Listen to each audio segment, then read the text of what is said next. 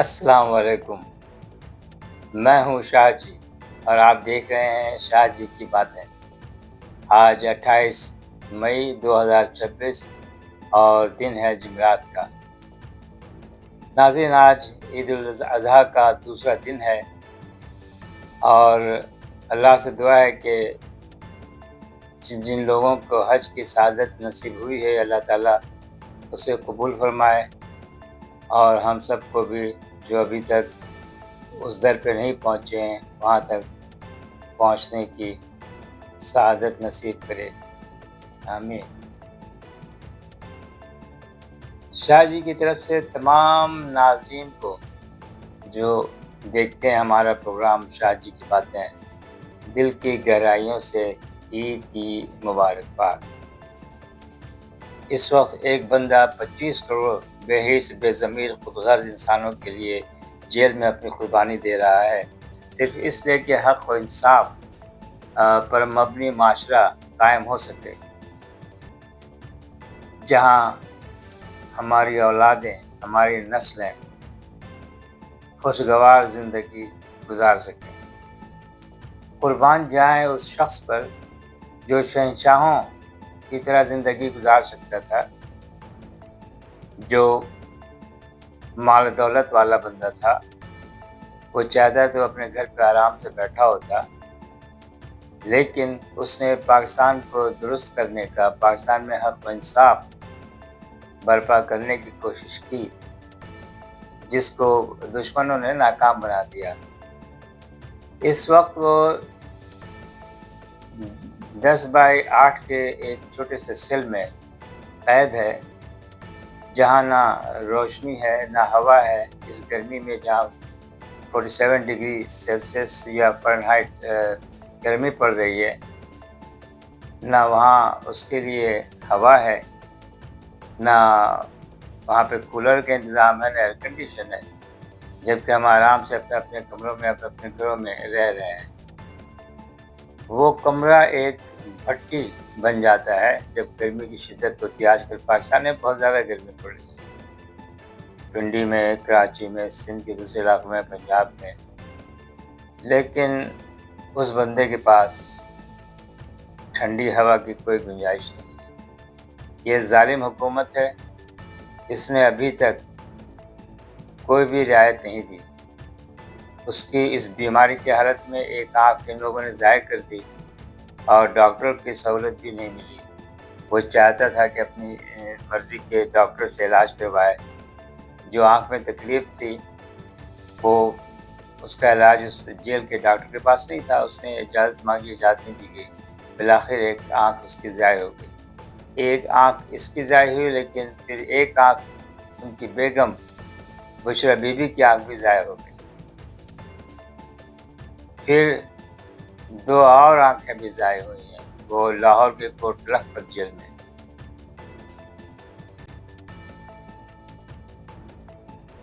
इमरान खान को ईद के मौके पर ना फैमिली की तरफ से भेजे गए कपड़े पहुंचाए गए, खाना पीना तो दूर की बात है।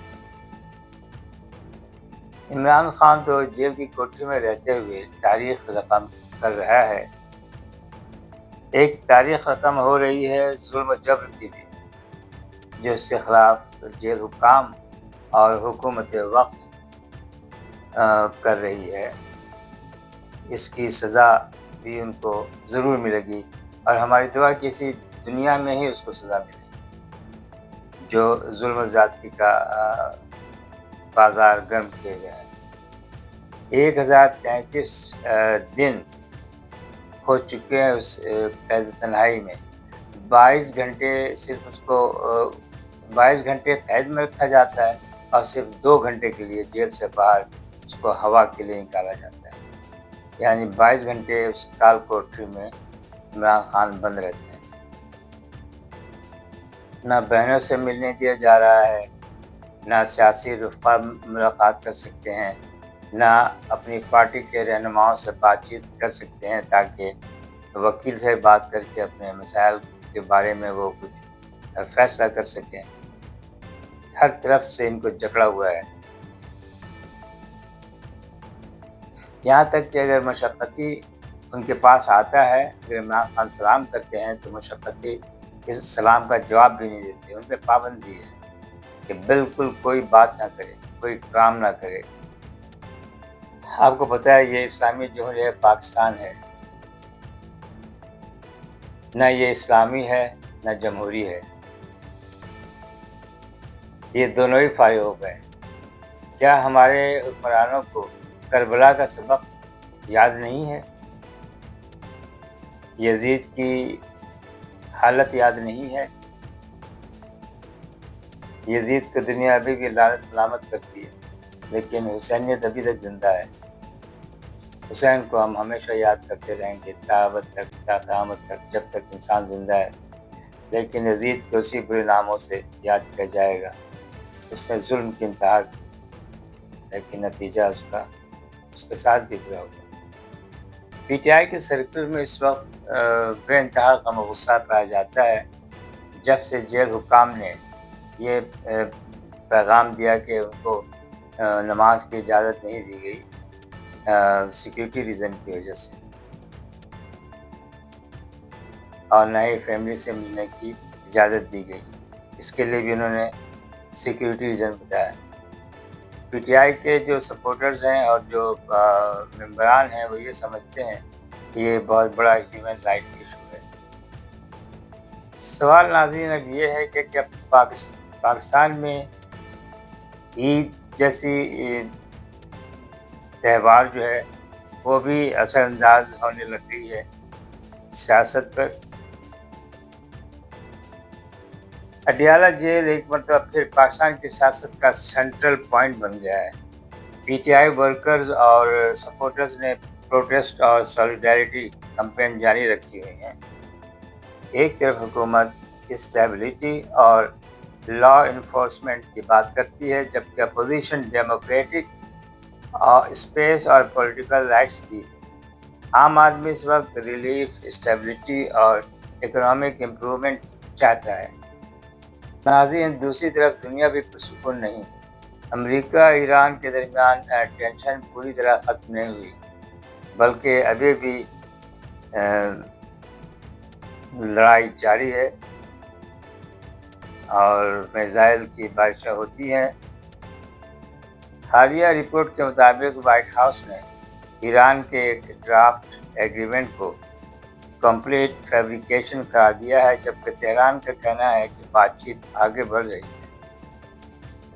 مڈل ایسٹ میں لبنان اور اسٹریٹ آف ہارمز کے حوالے سے بھی ٹینشن بڑھ رہی ہے. اسرائیلی اسٹرائک اور ریجنل کلیشز نے پوری دنیا کو پریشان کر رکھا ہے. رائٹرز اور انٹرنیشنل رپورٹ کے مطابق امریکہ اور ایران کے درمیان بات چیت ابھی جاری ہے، لیکن مس ٹرسٹ بہت زیادہ ہے.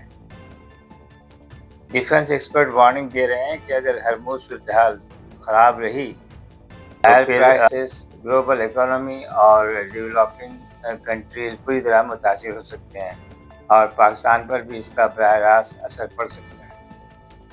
ناظرین آج دنیا بہت تیزی سے بدل رہی ہے. Social media, pressure, economy, wars اور پالیٹکس اور پبلک فرسٹریشن سب ایک دوسرے سے کنیکٹ ہو چکے ہوئے ہیں. پاکستان میں سیاسی غیر یقینی اور دنیا میں ملٹری ٹینشن، یہ تمام ڈیولپمنٹ یا خطرناک گلوبل انوائرمنٹ کی طرف اشارے کر رہے ہیں. ناظرین عید الاضحیٰ قربانی، صبر اور یونٹی کا پیغام دیتی ہے. آج پاکستان اور دنیا دونوں کو ٹالرنس، ڈائیلاگ اور اسٹیبلٹی کی ضرورت ہے. آپ کی کیا رائے ہے ناظرین؟ کیا پاکستان میں سیاسی ڈائیلاگ ممکن ہے، اور کیا امریکہ ایران ٹینشن کم ہو پائے گا؟ کامنٹ سیکشن میں ضرور بتائیے گا، اور آج کے پروگرام پر بھی کامنٹ ضرور کیجیے گا. ناظرین اگر ابھی تک آپ نے میرے چینل کو سبسکرائب نہیں کیا ہے تو پلیز آپ سبسکرائب کر لیں، لائک کریں اور شیئر کریں. آپ کی اس مہربانیوں کا نتیجہ میرے حق میں بہت بہتر ہوگا کہ میرے پروگرام کو وہ اوپر آئیں گے. ابھی وہ ذرا نیچے ہے کیونکہ سبسکرائبر کم ہے اور ناظرین کی تعداد جتنی ہونی چاہیے اتنی ہے نہیں. تو وہ ابھی وہ پرائرٹی پہ نہیں رکھتے، اس کو نیچے رکھتے ہیں۔ ناظرین، آئندہ ایپیسوڈ کے ساتھ انشاءاللہ پھر ملاقات ہوگی۔ جب تک کے لیے مجھے اجازت دیجیے۔ آپ اپنے اور تمام جاننے والوں کے لیے دعا خیر کیا کریں، اور اس دعا خیر میں مجھے بھی شامل کر دیا کریں۔ میں آپ کی دعاؤں کا طلبگار ہوں۔ مجھے اجازت دیجیے، انشاءاللہ اگلے ایپیسوڈ کے ساتھ پھر ملاقات ہوگی۔ اللہ حافظ۔